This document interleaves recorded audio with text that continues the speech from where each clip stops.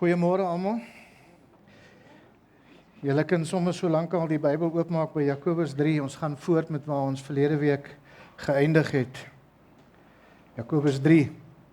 Nou hierdie gedeelte het ons verlede week gehoor gaan baie duidelik oor twee soorte wyshede.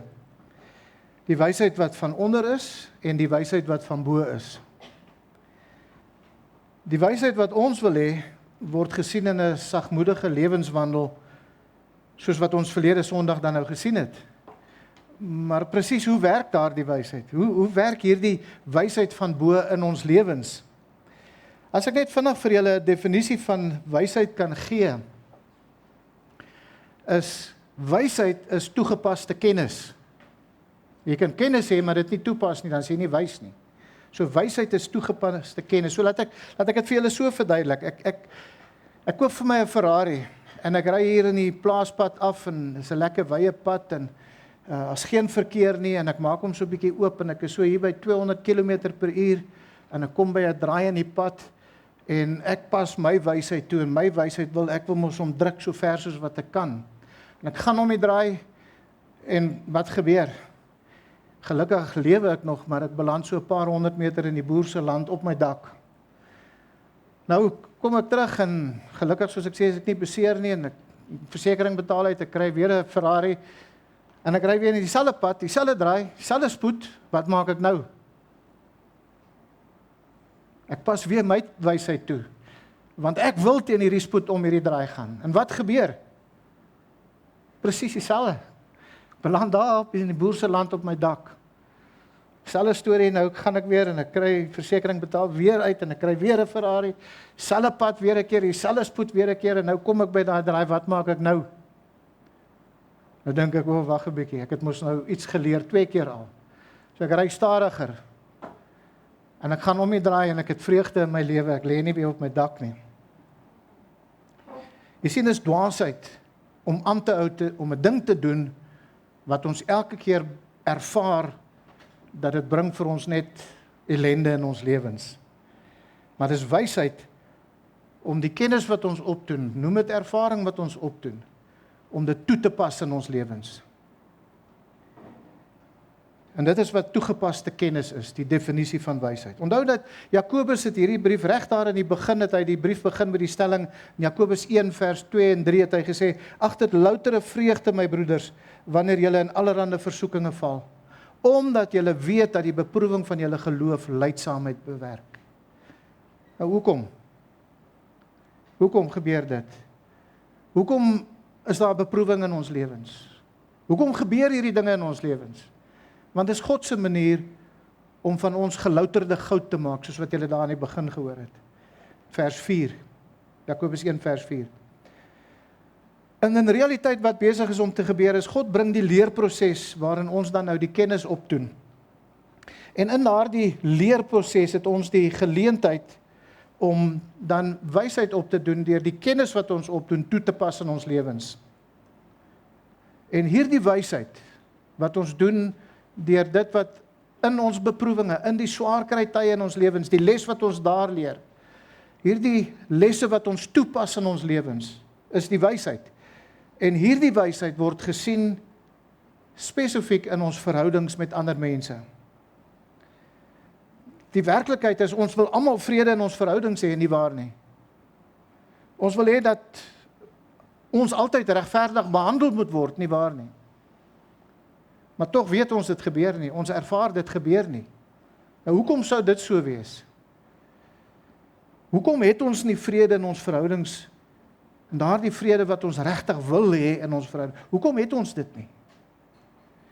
Wel, een rede kan wees van die mans, en dan praat ek weer hier van die husbands, nie alle mans, nie alhoewel alle mans is alle mans, maar soos ons maar praat van die husbands en ook die vaders. Die rede hoekom ons nie hierdie vrede het is nie, die mans en ons vaders lei nie op die sagmoedige, bedagsame manier wat ons hiervan leer, soos wat ons verlede week gesien het nie.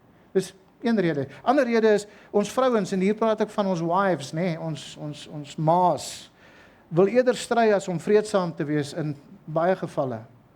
Vir algemeening, Jy sien, die rede hoekom ons nie vrede in ons verhoudings het nie, is nie net pa wat nie sy kan bring nie, maar dit is ook ma het haar eie agenda en ma se agenda bots met pa se agenda of pa se leierskap en daarmee is die vrede is daarmee heen. Dieselfde konteks by die werk ook. Kleinlike jaloesie en selfsugtige ambisie maak dat ons gedurig op ons hoede moet wees, soos wat ons nou verlede week ook gehoor het. En dit is hoe die wysheid van die wêreld werk, die wysheid van onder. As jy vrede en geregtigheid in jou verhouding wil hê, as jy regtig 'n vreedsame verhouding wil hê, as jy soos Christus wil wees, want dis die doel waaroor dit gaan, as jy wil lyk soos Christus lyk, dan moet jy jou verhoudings anders hanteer, as wat jy dit miskien tot nou toe gedoen het. En miskien is hierdie 'n keerpunt in ons lewens waar ons iets gaan leer vandag wat ons gaan besef, ons sal moet ons verhoudings op 'n ander manier hanteer as wat ons het gedoen het tot nou toe. En daardie ander manier is met 'n wysheid van bo af. Maar die vraag wat in ons hart is, die vraag wat ons vandag wil beantwoord, wat ek hoop verlede Sondag al in ons harte opgekom het is, daar kom hy. Hoe lyk die wysheid van bo? Hoe lyk die wysheid van bo? Kom ons lees weer Jakobus 3, daarvan vers 13 af. Jakobus 3, daarvan vers 13 af. Wie is wys en verstandig onder julle? Laat hom uit sy goeie lewenswandel sy werke in sagmoedige wysheid toon. Maar as julle bittere afguns en selfsug in julle harte het, moenie roem en lieg teen die waarheid nie. Dit is nie die wysheid wat van bo kom nie, maar is aards, natuurlik, duiwels. Want waar afguns en selfsug is, daar is wanorde en allerlei gemeene dade. Maar die wysheid van bo is ten eerste rein, dan vredelievend, vriendelik, geseglik, vol barmhartigheid en goeie vrugte, onpartydig en ongeveins, en die vrug van die geregtigheid word gesaai in vrede vir die wat vrede maak. Nou natuurlik moet ons verstaan, as ons die vraag wil beantwoord, hoe lyk die wysheid van bo? Moet ons verstaan dat dit begin by die kruis van Jesus. Jy moet gered wees. As jy nie gered is nie, dan is dit net krisisbestuur. Weet, goeie morele mense kan krisisbestuur van een konflik na die ander konflik kan hulle dit bestuur, en as jy nie gered is nie, dan is dit hierdie tipe krisisbestuur van konflik tot konflik, sonder dat daar werklike, blywende verandering plaasvind. Maar as jy 'n blywende verandering in jou verhoudings wil hê, dan begin dit, jy moet gered wees. Jy moet by die kruis van Christus uitkom. En alles wat Jakobus hier sê, en alles wat ons leer in hierdie brief van Jakobus, is absoluut betekenisloos, as jy nie by die kruis van Christus begin nie. By die vergifnis wat ons deur Christus kry, omdat hy op die kruis vir ons gesterf het. As jy daar begin het nie, is alles betekenisloos. En as jy gered is, dan beteken dit nie hierdie dinge gaan outomaties gebeur nie. As jy gered is, dan moet jy die wysheid van Christus najag. Dis 'n verantwoordelikheid wat ek en jy het. Dit is ons werk om deur die genade van God die wysheid van bo aan te trek, wanneer ons dan die selfsugtige, selfgesentreerde wysheid van onder uitgetrek het. Julle onthou die Efesiërs 4 vers 22 tot 24 beginsel? Van om jou ou werke uit te trek, jou gedagtes te vernuwe en jou nuwe werke aan te trek. Dis 'n verantwoordelikheid wat ons het. Dit is wat die Christen lewe is, om gedurig deur te groei in dit wat ons leer in die Bybel. Jy sien, die wysheid van onder eindig in chaos en bose dade. Maar die wysheid van bo eindig in geregtigheid en in vrede. Nou, ons het verlede Sondag hopelik tot stilstand gebring deur 'n strikvraag wat Jakobus vir sy lesers gestel het. En die doel daarvoor was sodat ons sal besef dat ons almal eintlik die verkeerde gedagte het van hoe die wysheid van bo regtig lyk. En ons het gesien, dit is hoe dit in ons lewens is. Ons is meer geneig om die natuurlike wysheid die oorhand te gee in ons lewens. Die vleeslike wysheid. 'n Wysheid wat voortkom vanuit 'n selfsugtige, jaloerse, ambisieuse lewe. Nou die doel van hierdie boodskappe, alreeds begin na by die tong, eintlik die doel van die Jakobus se brief, is sodat ons sal ophou om die wysheid van onder in ons verhoudings toe te pas, en dat ons sal begin om die wysheid van bo in ons lewens uit te leef. Spesifiek met te doen met betrekking tot hoe hanteer ons die verhoudings in ons lewens, met al die mense in ons lewens. Nou vandag gaan Jakobus vir ons beskryf hoe hierdie wyshede lyk. In vers 14 tot 16 beskryf Jakobus die wysheid wat ons nie wil wys nie. Die wysheid wat ons nie wil, ons wil klaarmaak met daardie wysheid. En wanneer hy dit beskryf, dan gee hy vir ons 7 beskrywings van die wysheid wat van onder is. En dan wys hy vir ons, hoe gaan ons lewens regtig lyk, as ons in daardie wysheid van onder af lewe, en as ons voortgaan in daardie wysheid. Dis die soort wysheid wat ons in koning Saul se lewe gesien het verlede Sondag. 'n Jaloerse haat vir Dawid wat tot allerlei bose en gemeene dade gelei het. En op die ou einde het dit vir Saul vernietig. En as ons gaan voortgaan en aanhou in daardie wysheid in ons lewe toe te pas, dan gaan dit ons ook vernietig. Jy sien, dis die wyshede of die wysheid wat ons huwelike en ons families en ons werksplekke en selfs gemeentes vernietig. Dis nie die wysheid wat ons wil wys nie. Wat ons wil wys, is die wysheid wat van bo is, wat Jakobus vir ons dan in vers 17 en 18 beskryf. En in vers 17 gee hy vir ons 8 beskrywings van die wysheid wat ons wil wys, en dan die veranderde lewens wat ons kan verwag in vers 18, as ons die wysheid van bo in ons lewens toepas. 'n Lewe wat vrede saai. So kom ons begin vandag heel eers met, hoe lyk die wysheid wat ons nie wil wys nie? Luister mooi, kyk mooi. Hoe lyk die wysheid wat ons nie wil wys nie? Ons begin daarmee, want Jakobus begin daarmee. Dit is die wysheid wat van onder is. En hy gee eers vir ons die beskrywing daarvan in vers 14 tot 16. Kyk daar na vers 14 en ons sien, Jakobus sê, maar as julle bittere afguns en selfsug in julle harte het, moenie roem en lieg teen die waarheid nie. Jy sien, dis 'n beskrywing van die soort wysheid waarop ons normaalweg in ons vlees ons verhoudings op hanteer.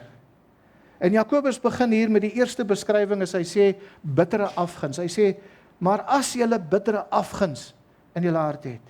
Nou, bitter het hy daar in hoofstuk 3 vers 11 het hy gepraat van 'n fontein kan nie bitter en vars water voortbring nie. Is daar die smaak wat bitter water, as jy bitter water gedrink het, die smaak wat dit in jou mond los. Dieselfde soos met bitter jaloesie, is dieselfde woord wat hy hier in 3 vers 16 gebruik is, wat hy in 3 vers 11 gebruik het.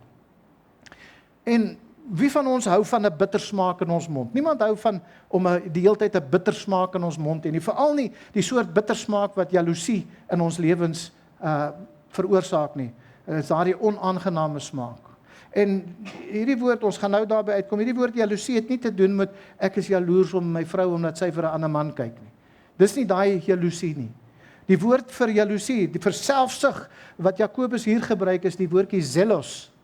En van hierdie woordjie kry ons die Engelse woord zealous. En dit beteken om ywerig te wees vir iets, om 'n groot ywer te hê.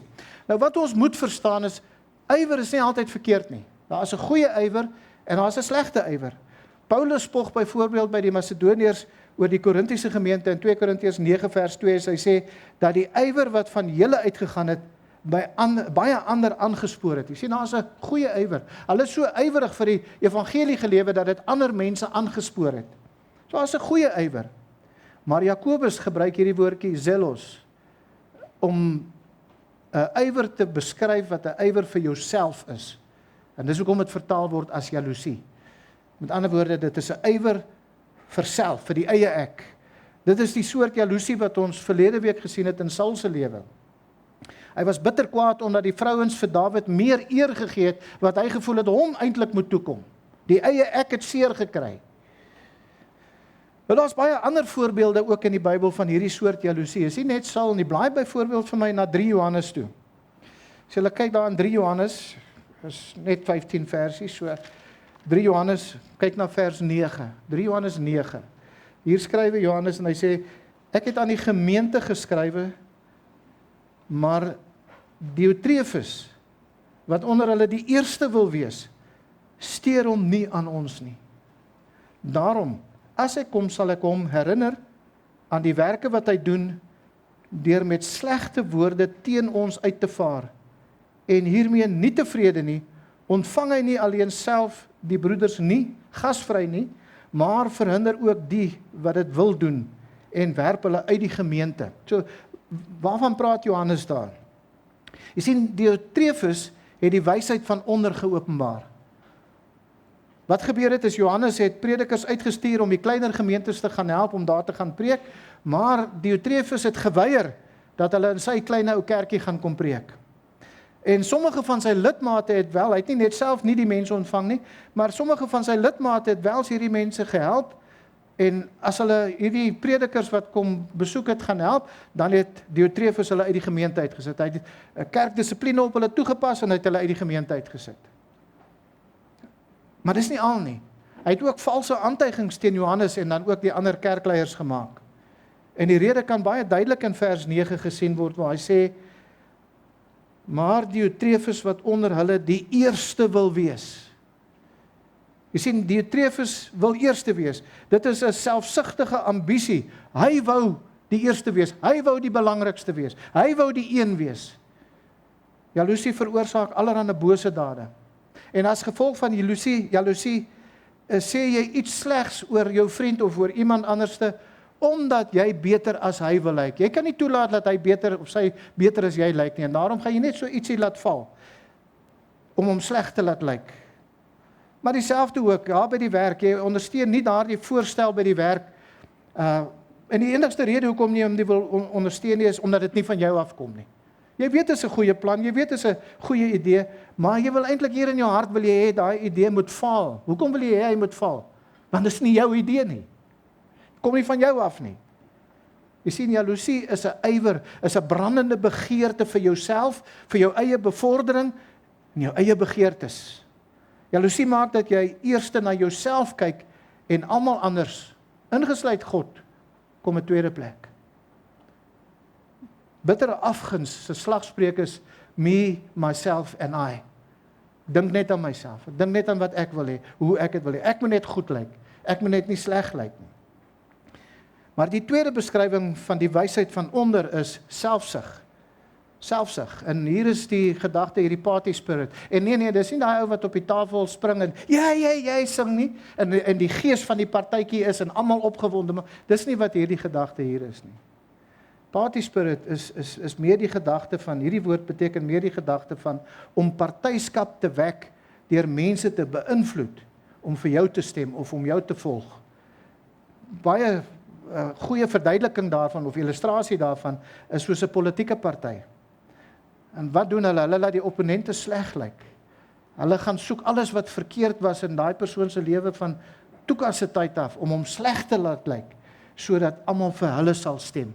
Dis wat hierdie woordjie beteken, om jou opponent sleg te laat lyk, sodat almal vir my sal stem. Nou die King James vertaling vertaal dit as volg. Hy sê, but if you have bitter envy and strife in your hearts. Die woordjie strife beteken twis en tweedrag wat 'n oneenigheid veroorsaak. Paulus gebruik hier dieselfde woordjie in 1 Korintiërs 3 vers 3 as hy sê omdat julle nog vleeslik is. Hy praat met die Korintiese gemeente wat vleeslik is en hy sê want aangesien daaronder julle jaloersheid en twis en tweedrag is julle nie vleeslik nie en wandel julle nie na die mens nie. As hy hierdie woordjie strife, hierdie woordjie wat Jakobus gebruik as afguns gebruik. Dit is mense wat net aan hulle self dink. Hulle gee nie om wat hulle aan wie doen om bo uit te kom nie. Aristotle beskryf dit as a self-seeking for power or prestige. If necessary, you will use underhandedly means to gain that power and prestige.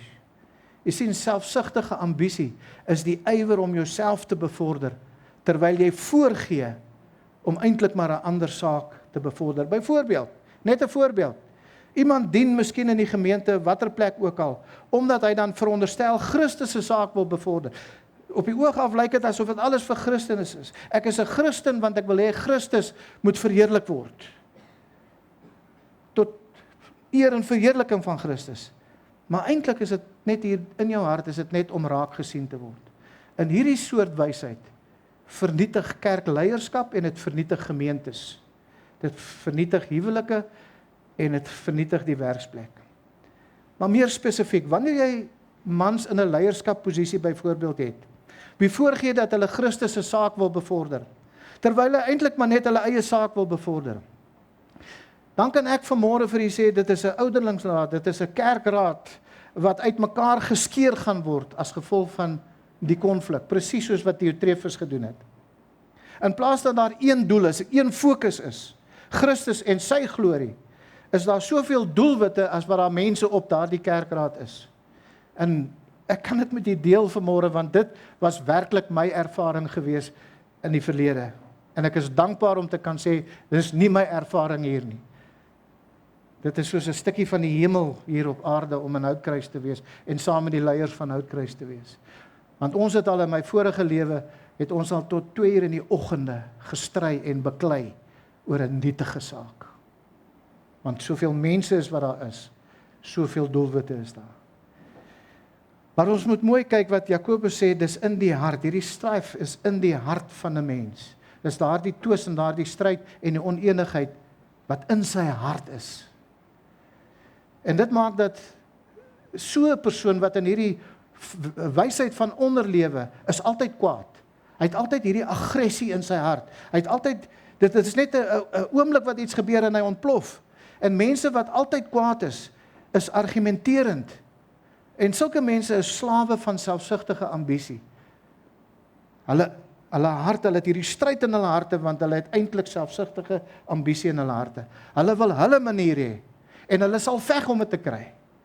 Hulle sal wrede, skerp woorde gebruik, en selfs onderduimse optrede gebruik, om te kry wat hulle wil hê, maar hulle sal kry wat hulle wil hê. Maar voordat ons veroordelend is hieroor, kom ons vra vir onsself die vraag, hoeveel van wat jy doen, is maar eintlik uit selfsugtige ambisie? Hoe gereeld het jy selfsugtige motiewe vir die goeie dinge wat jy doen? Op die oog af goeie dinge. Miskien dien jy in 'n gemeente, miskien dien jy jou familie en jy dink jy dien jou familie, of wat ook al die situasie is by die werk of waar dit ook al is, en jy sê, dis vir 'n goeie saak. Maar eintlik hoop jy om 'n klein bietjie erkenning daarvoor te kry. Let op dat Jakobus die versteekte aspek van die wysheid van onder beklemtoon in hierdie teks, as hy sê in vers 14, in jou hart. In jou hart, dit is in jou gedagtes, dit is aan jou binnekant. Dit is nie sigbaar vir almal nie, maar dit is daar in jou hart versteek. Uiterlik gee jy voor dat alles is reg, maar van binne brand jy met die begeerte van erkenning. Alles wat ek doen, ek wil erkenning hê. Mense moet my as 'n goeie ou sien. Mense moet my as 'n slim, wyse man sien. Uiterlik doen jy goed in die regte dinge, maar dit is nie uiteindelik om Christus se saak te bevorder nie. Dis nie om jou huwelik te bevorder nie. Dis nie om jou werk of selfs jou verhouding te bevorder nie. Uiteindelik is dit maar net om jouself te dien. Die doel is uitsluitlik om jouself te bevorder, om jou eie wil te kry. So wat is jou versteekte agendas? Wat is daar binne in jou hart wat ander mense nie sien nie, wat jy van weet? Weggesteek in die diepte van jou gedagtes en jou begeertes.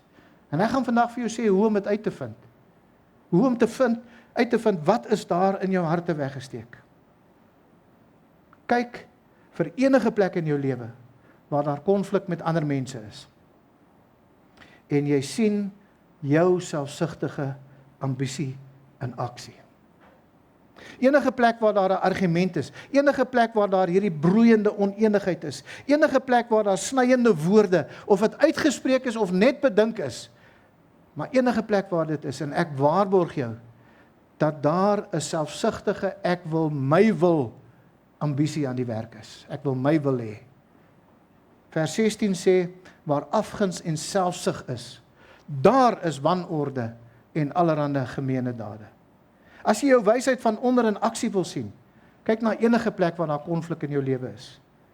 Selfsugtige ambisie is die soort gesindheid wat almal 'n argument moet wen. Enige argument, ek moet hom wen. Ek kan nie hierdie argument verloor nie, ek moet hom wen. Ek moet die een wees wat my besluit moet uitgevoer word. Selfsugtige ambisie is die soort gesindheid waar my bevele moet gehoorsaam word. My bevele moet gedoen word. Ek moet die een wees wat die bevele gee. Maar hierdie selfsugtige ambisie is die soort gesindheid van ek moet my way kry. Die goeie Afrikaanse woord wat julle jong mense almal verstaan. Ek moet my weg kry. Ek moet my way kry. Dinge moet gaan soos ek wil hê dit moet gaan. En as jy dit nie kry nie, wat gebeur dan? Dit gaan in 'n stilstype in. Pomp my wange 10 bar op in 'n stilstype in. Miskien selfs as dit nie so ver gaan nie, of as dit nie daarby uitkom nie, 'n ontploffing. Sommige mense se lont is baie kort.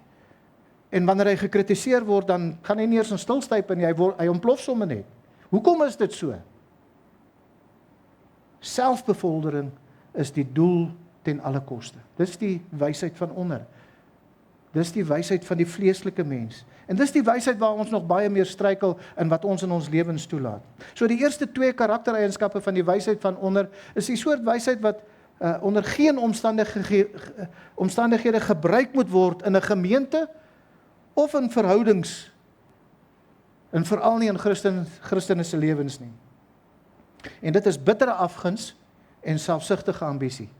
Die derde ene is roem, en daar is die Engels dit om vertaal as arrogant, om arrogant te wees, arrogant te wees. Jakobus sê, moenie roem nie, in vers 14. Moenie roem nie, in vers 14. Mounce se woordeboek sê, verduidelik hierdie woord, hy sê, to boast, or to glory over, or to assume superiority over. En hier moet ons verstaan dat hierdie roem is nie net om te spog nie.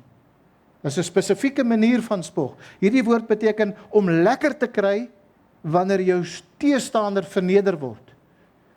Om hier in jou hart lekker te kry en goed te voel, want dit laat die ander persoon sleg lyk en dit gaan jou laat goed lyk.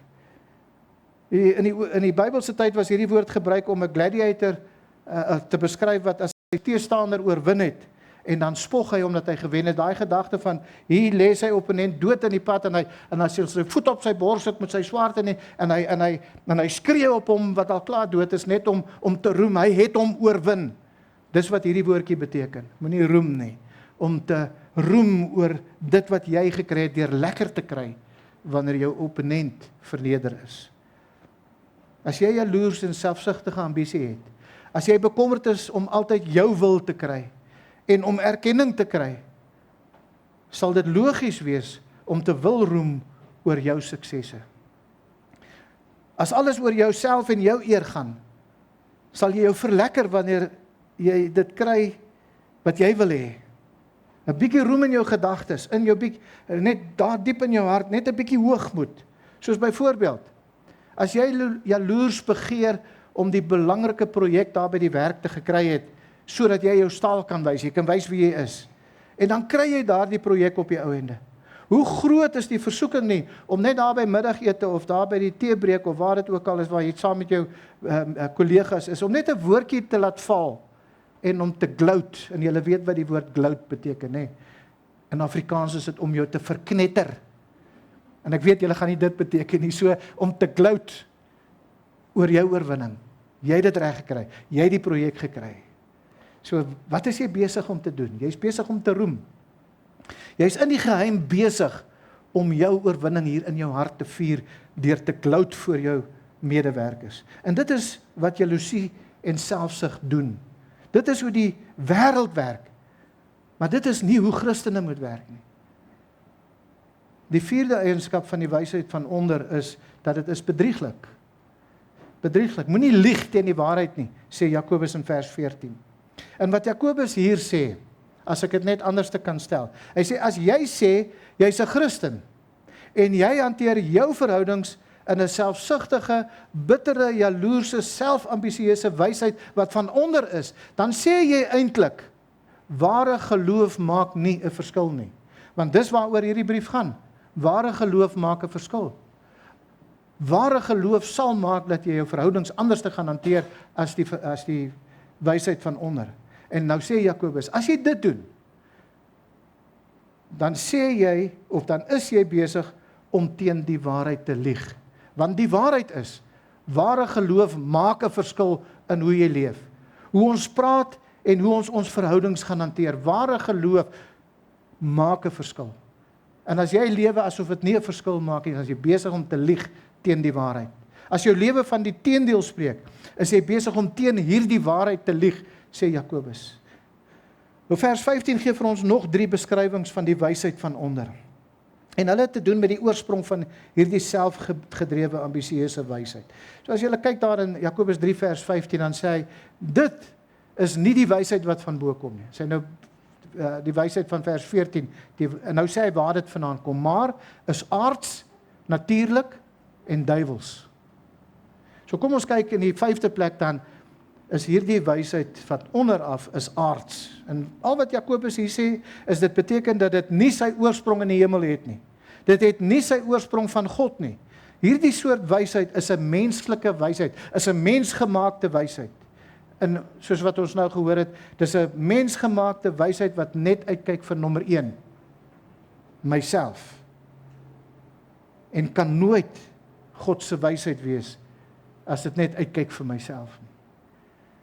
En hier moet ons verstaan dat al die populêre sendinge wat ons mee te doen het, al hierdie motiveringspraatjies en sprekers en alles wat hulle sê, van, dit gaan oor jou en jy's eerste en jy's die belangrikste.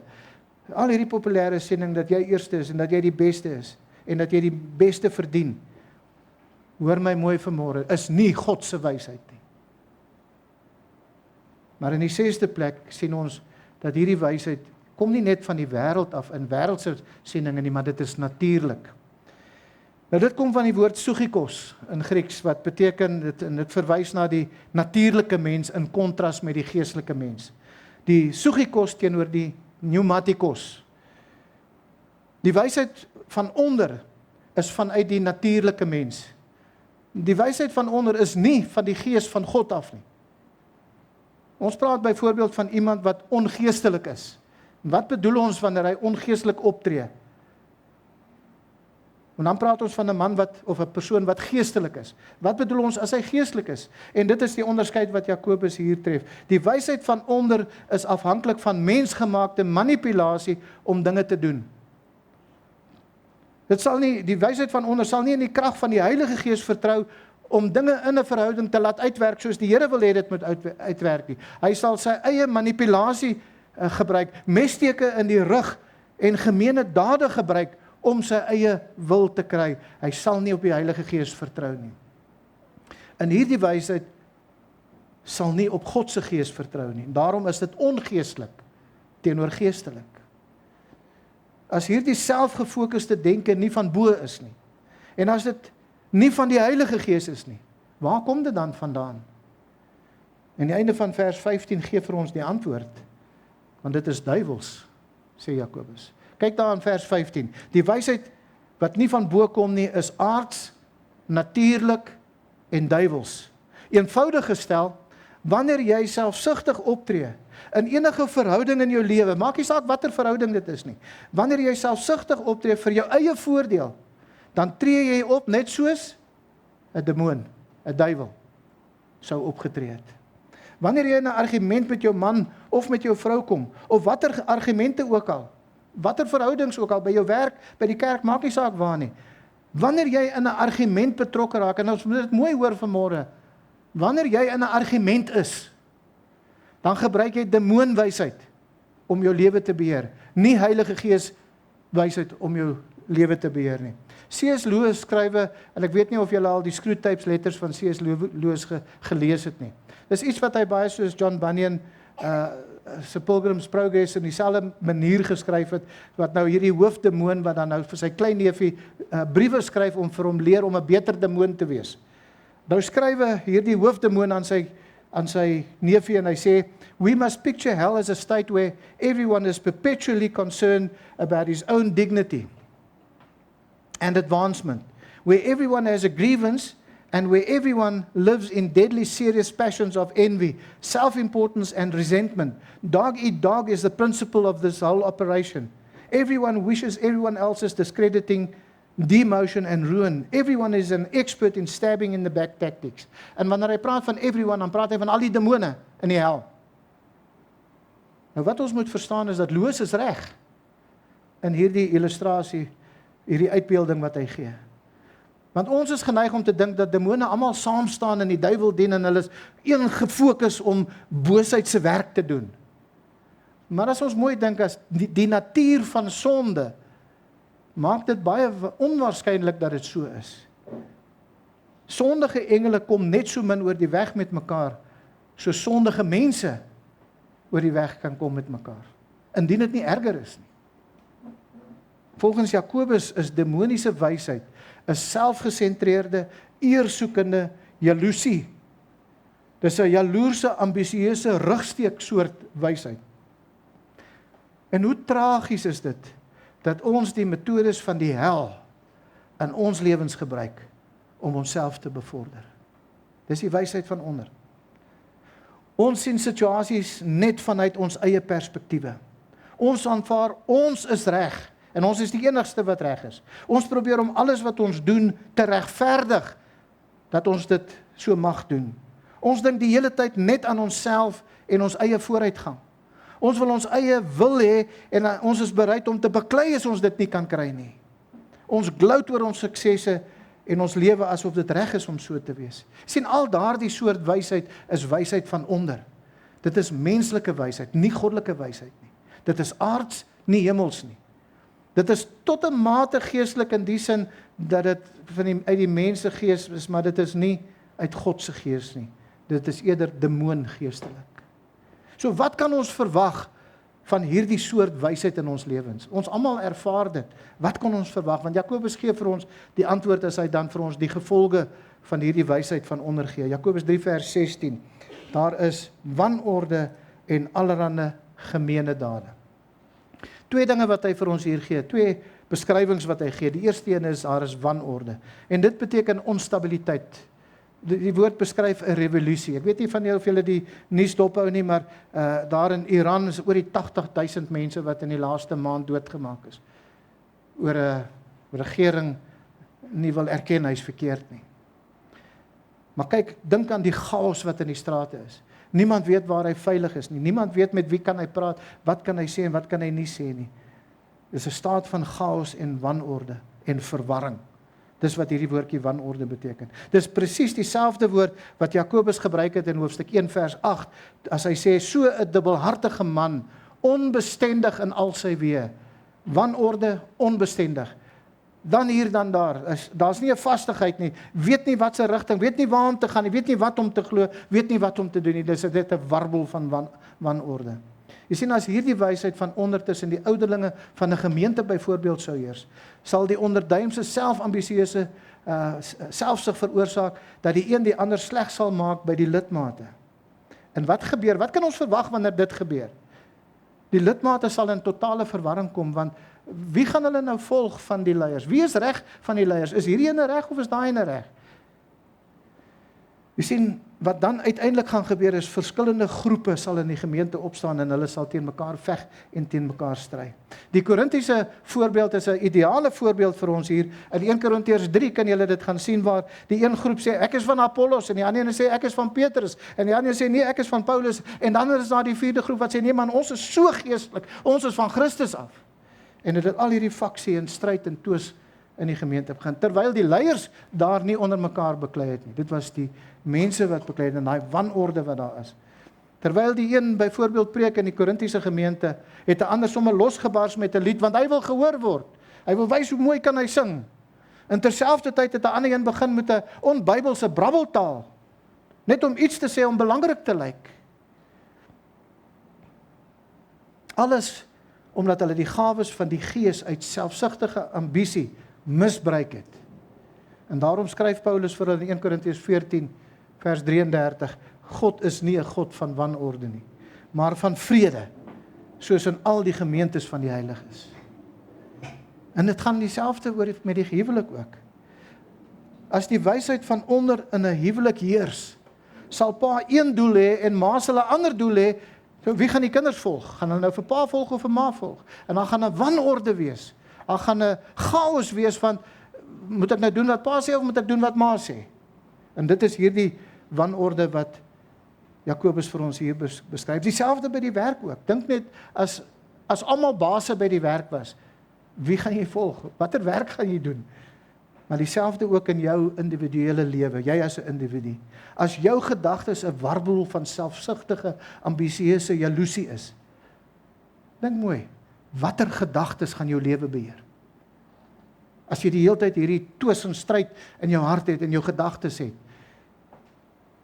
watter van al daardie gedagtes gaan jou lewe beheer?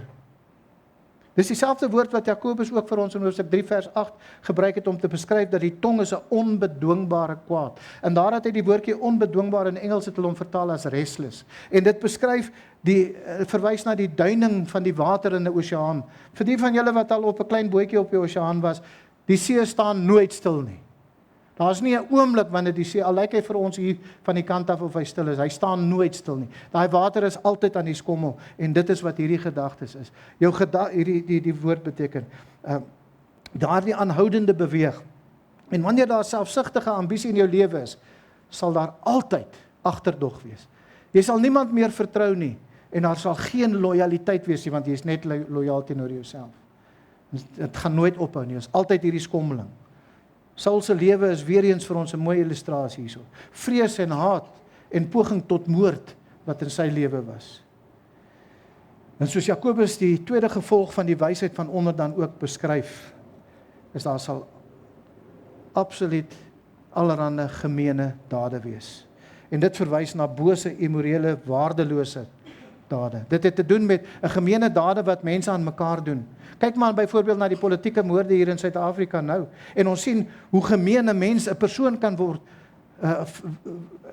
en hoe daardie gemeenheid 'n persoon beheer uit selfsugtige, ambisieuse jaloesie en posisie en 'n honger en 'n gesmag na geld. Dink aan die testament wat gelees word nadat pa oorlede is. En nou is daar geld om te gryp en so word families uitmekaar geruk en geskeur. Jy sien, dit is alles die wysheid wat ons nie wil hê nie. Dit is die slegte wysheid, die wysheid wat ons moet stop. Dit is nie hoe ons verhoudings moet hanteer nie. Maar hoe moet ons verhoudings hanteer? Kom ons kyk dan nou in die tweede plek hoe die wysheid van bo lyk. Hoe lyk die wysheid wat Jakobus vir ons sê, ons moet dit. Dis die wysheid wat ons in ons lewens wil wys. Jakobus 3 vers 17 en 18 fokus op die goddelike wysheid wat van bo af kom. Dis 'n verfrissende kontras met die wysheid van onder. Maar Jakobus volg dieselfde patroon as hy beskryf eers die wysheid van bo en dan beskryf hy die gevolge van daardie wysheid. So kom ons begin weer met die beskrywing. En Jakobus gee 8 beskrywings van die wysheid van bo. Die eerste een is dis rein. En die woordjie beteken om vry te wees van enige besoedeling. Dis vry van enige morele, selfgesentreerde ambisie en jaloesie en gemeene dade. En dit is heeltemal op God gefokus. Dis wat die woordjie rein beteken. Vry van besoedeling. Eintlik is hierdie woordjie maar net 'n opsomming van die wysheid wat van bo is. So met ander woorde, al die ander woorde wat ons nou na gaan kyk, verwys na dit is rein. Die wysheid is rein, die wysheid van bo is rein. Die wysheid van bo weier om in enige sonde of onreinheid betrokke te wees.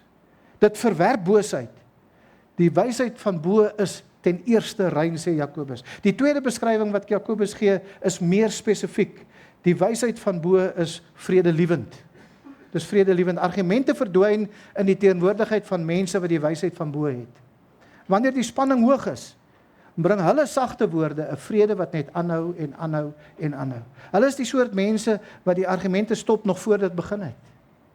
Hulle is die mense wat nie 'n plofbare in 'n plofbare situasie ingetrek word nie. Hulle sien boosheid in die lig van wat ons leer in Spreuke en dan draai hulle weg en hulle sal eerder 'n ander pad stap as om in onenigheid betrek te word. Die vredeliewende mens probeer altyd om harde dinge op 'n sagte manier te stel. Dit is nie dat hulle nie sê wat gesê moet word nie. Dit is dat hulle dit op 'n mooi manier stel, op 'n positiewe manier stel. Hulle sal die regte oomblik kies om te sê wat gesê moet word, wanneer die ander persoon reg is om te hoor wat hulle moet hoor. Hulle sal die oomblik kies sodat daar nie konflik uit gaan kom nie.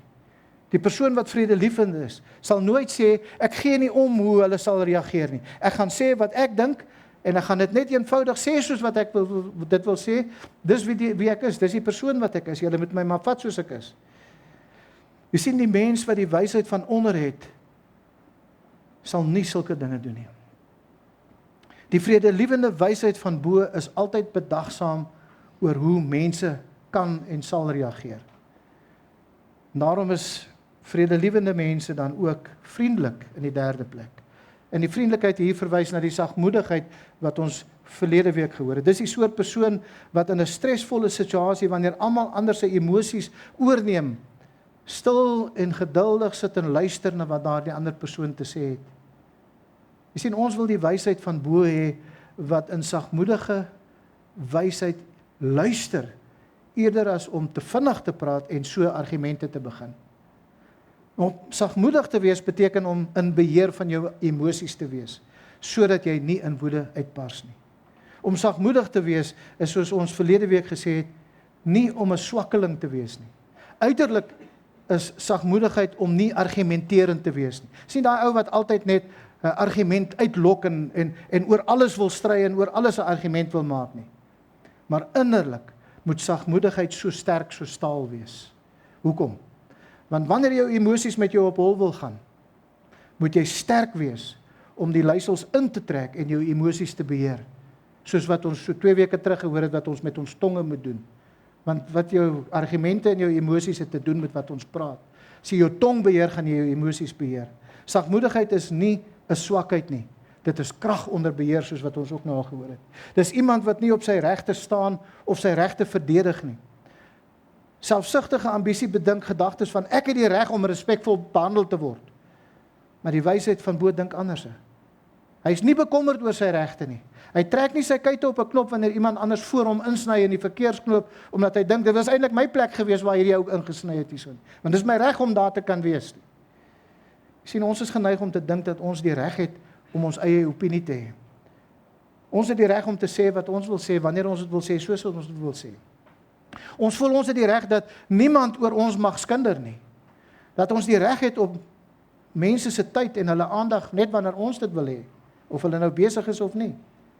Maar sagmoedigheid en sagmoedige vriendelikheid verwerp al daardie dinge, omdat dit nie op sy regte staan nie. Dit veg nie vir sy regte nie. Sagmoedigheid word nie omgekrap deur woorde wat gesê word nie, of deur 'n stemtoon, of dalk 'n onbedagsame optrede nie. Hy reageer nie wanneer hy mishandel word, of disrespekvol behandel word nie. Sagmoedigheid weet dat ander mense soms ons gaan teleurstel. Want ander mense is net sulke sondaars soos wat ons is. En sagmoedigheid weet dit. En daarom is hulle lankmoedig en hulle is toegeeflik.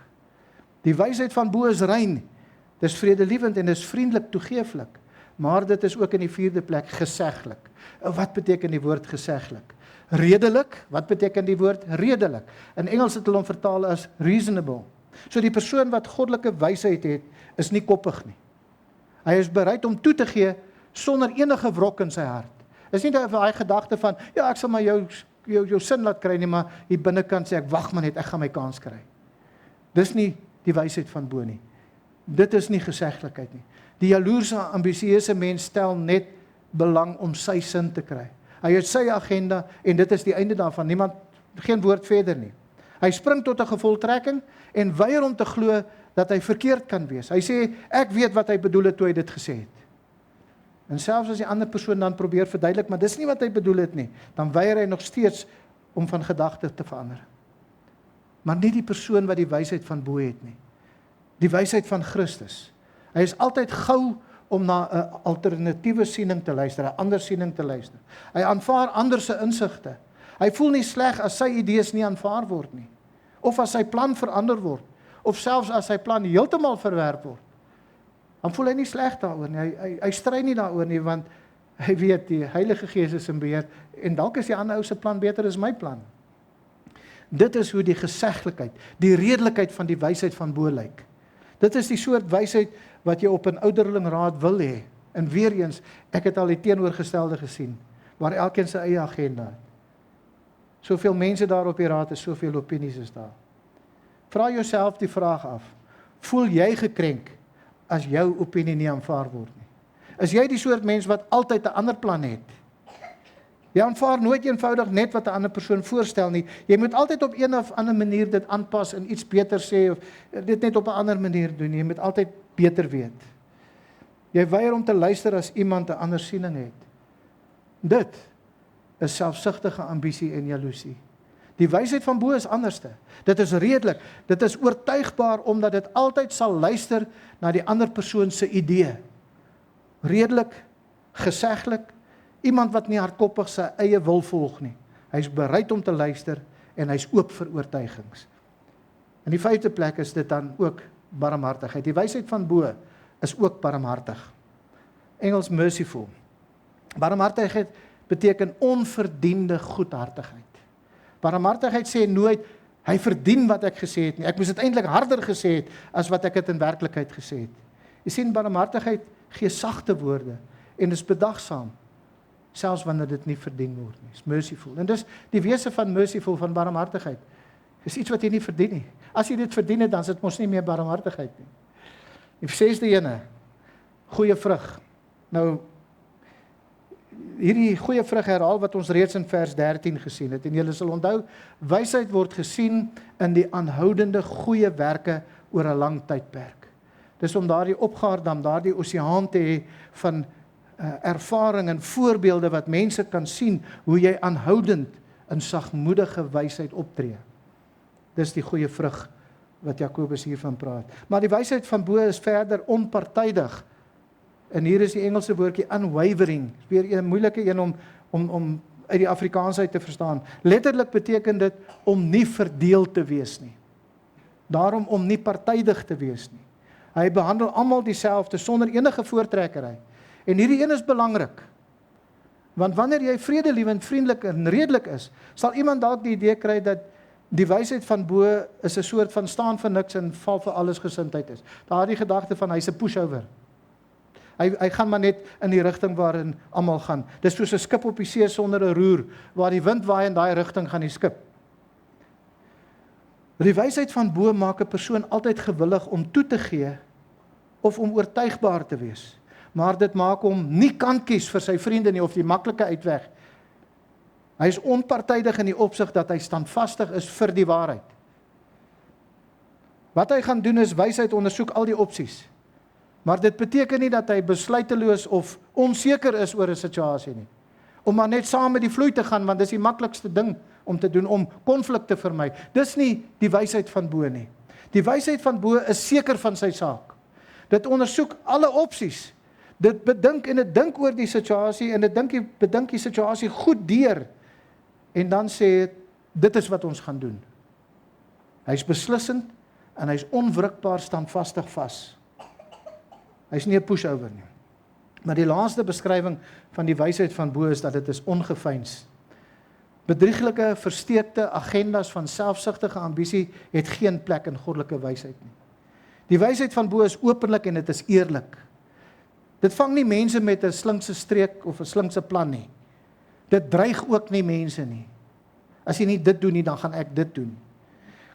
Kan julle nog die akroniem WYSIWYG onthou? Dis sien nie daar toe ons van DOS na Windows toe gegaan het. WYSIWYG is what you see is what you get. En dit is ons Christenlewe. Wat jy sien is wie ek is. Maar wat jy sien moet die wysheid van bo wees. Dit moet gereinig wees deur die wysheid van bo. Dit is openlik en dit is sonder enige bedrog. Dis eerlik.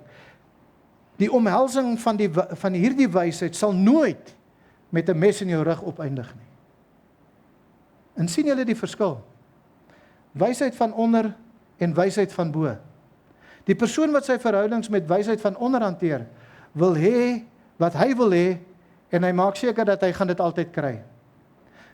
Maar die persoon wat sy verhoudings met wysheid van bo hanteer, is altyd gewillig om toe te gee, want hy het nie nodig om te veg vir sy regte nie. Die een wys sy krag deur 'n eie wyse dominerende, manipulerende gedrag. En die ander wys sy krag in sagmoedige nederigheid, want hy spring nie tot gevolgtrekkings nie. Hy beheer sy emosies eerder as wat sy emosies hom beheer.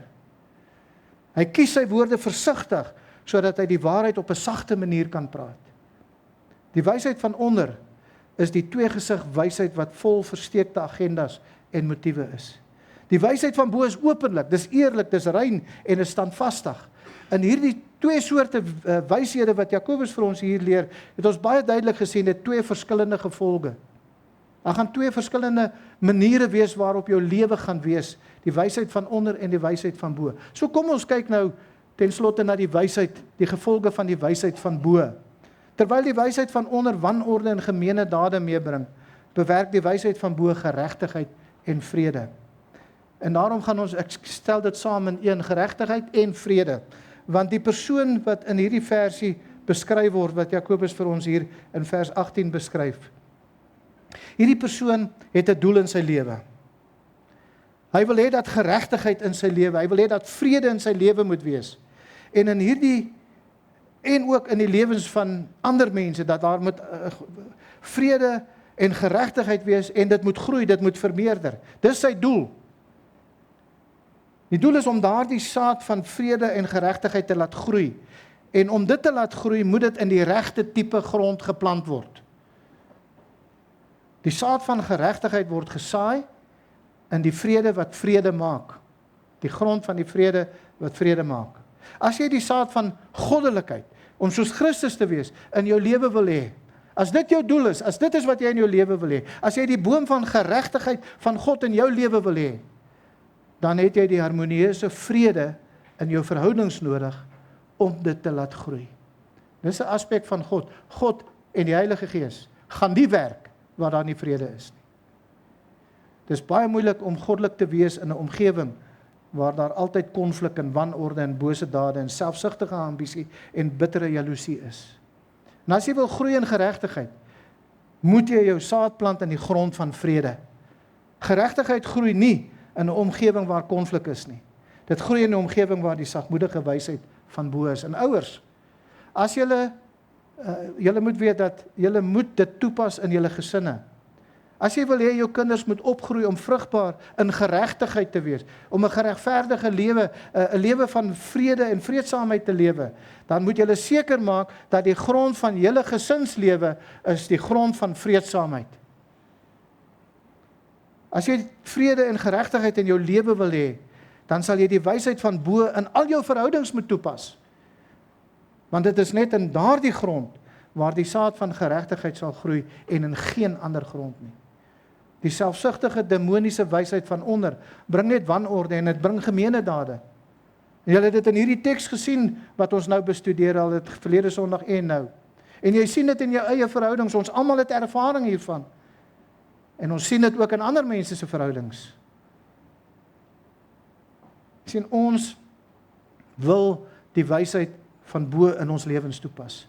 Ons wil dit wat Christus in ons harte kom doen het, om nuwe mense van ons te maak. Ons wil dit vat, en ons wil ons gedagtes daarmee vul, sodat ons gedagtes vernuwe sal wees, met die wysheid wat van bo is. Nou jy kan vir jouself die vraag afvra vandag, wat sal dit wees? Watter een van hierdie wyshede gaan jy gebruik, om jou verhoudings van hier af vorentoe mee te hanteer?